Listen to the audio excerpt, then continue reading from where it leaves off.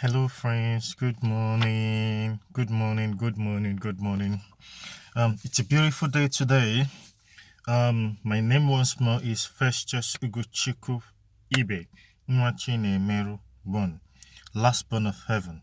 Um, it's been a while that I've not done a video, but while I was doing my morning devotion this morning, I came across a book or a chapter or a verse, that is very, very, very interesting.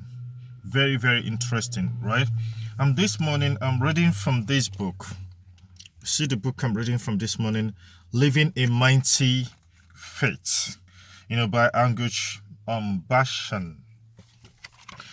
Try to grab this book. It's very, very helpful and interesting. Now, one of my philosophy of life is I make sure I don't procrastinate in everything I do in my life. Because I see procrastination as a deadly infection, that anyone that is a procrastinator will find it very, very hard to go far in life. And since I observe it, since I've been putting that principles in practice, it's been working for me. And there we go. That's why you see at times you hear people say, why do good things happen to bad people? You know, your the way you live your life, there's some certain things you do in life that does not determine your blessings. Some someone can be a sinner but know the principles of blessing, principles of success. It's very, very important. That's why at times you say, why do good things happen to bad people? Because they know the principle.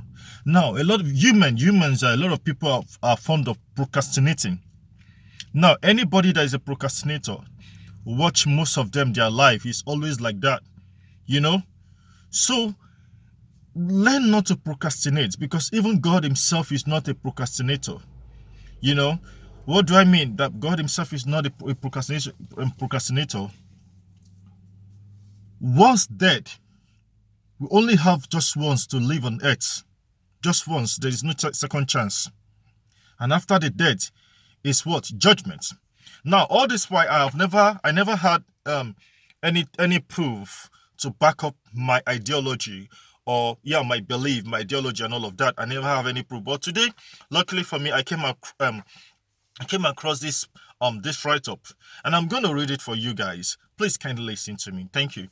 It says, "We pass this way but once, as it is appointed for men to die once, but after this the judgment.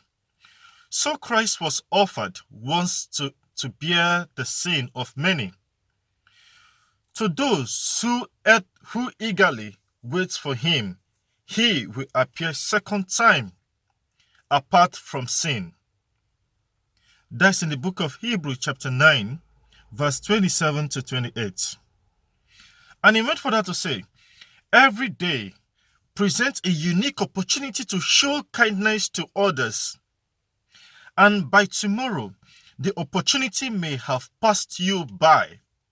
Therefore, don't hesitate to show Jesus love to the world at every opportunity you are given. Even in the smallest thing, make it as if you have done it for the Lord. Matthew chapter 10 verse 42 says, "Whosoever gives one of these little ones only a cup of cold water in the name of disciple, as surely I say to you, he shall by no means lose his reward." Life is too short to waste time on argument or bitterness, or to put off something important until tomorrow, because you don't know for sure if there will ever be a tomorrow. At the back of my Bible, I have written, "Keep short account with men and God, for the time is now very short." It is written underneath, Revelation chapter 22 verse 20. He who testify to these things says, "Surely I am coming quickly." Amen.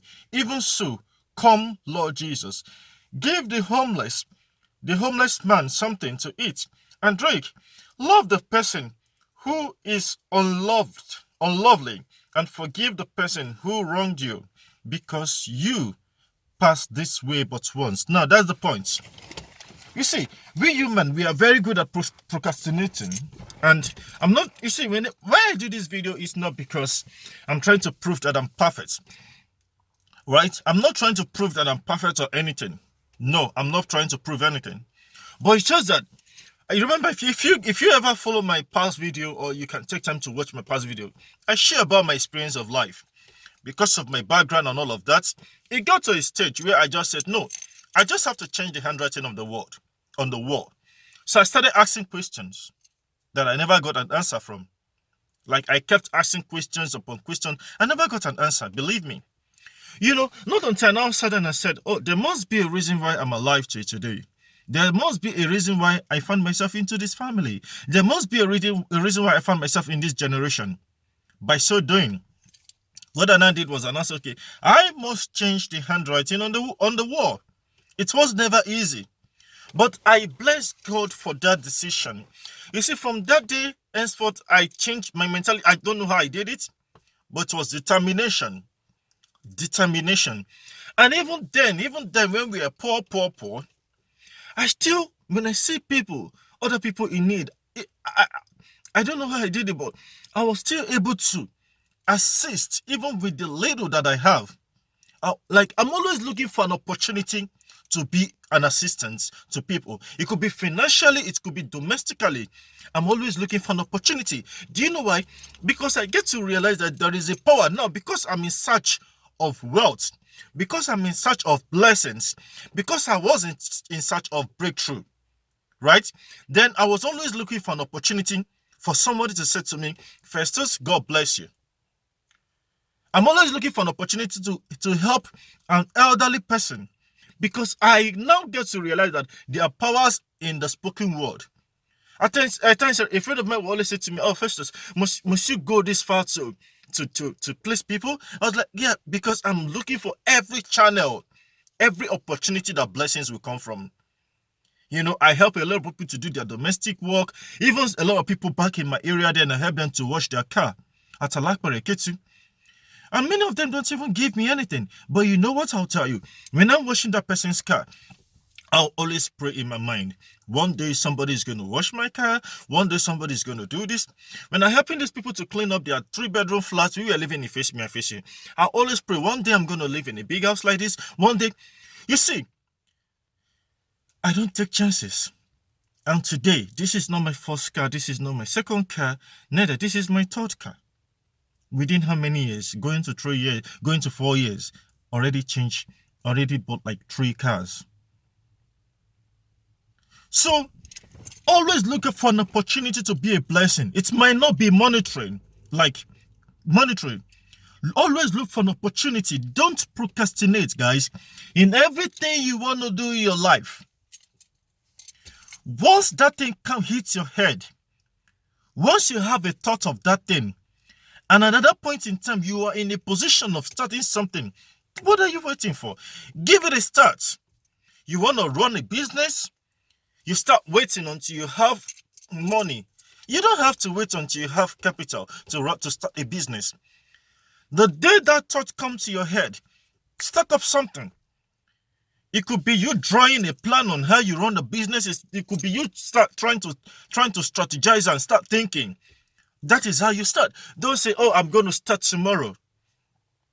You are a student, right? You are in a university. Oh, okay, this is the end of the first semester.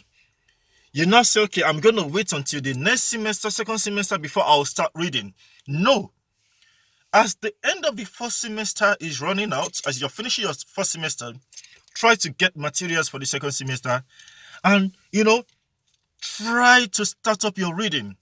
It might not be like, deep reading, but instead of wasting your time on Facebook, watching Big Brother that don't know you exist, I don't have any problem about sports. But these guys has made their money. Now, why not you channel your energy into something that is going to be positive to you by making yourself useful? It's very, very important. And here we go, some people. You at least you're comfortable, you can afford your bills, even though it's not easy. Now there is a thought of somebody somewhere that you know actually need the help.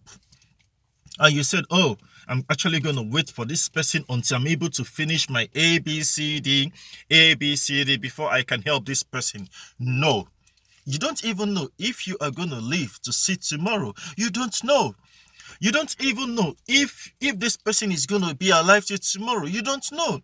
That is why you see some people today, as soon as their parents died like this, they'll just start, they'll go and they'll block the streets like Nigerians do that thing. They don't do that here. They'll block the street to do a party.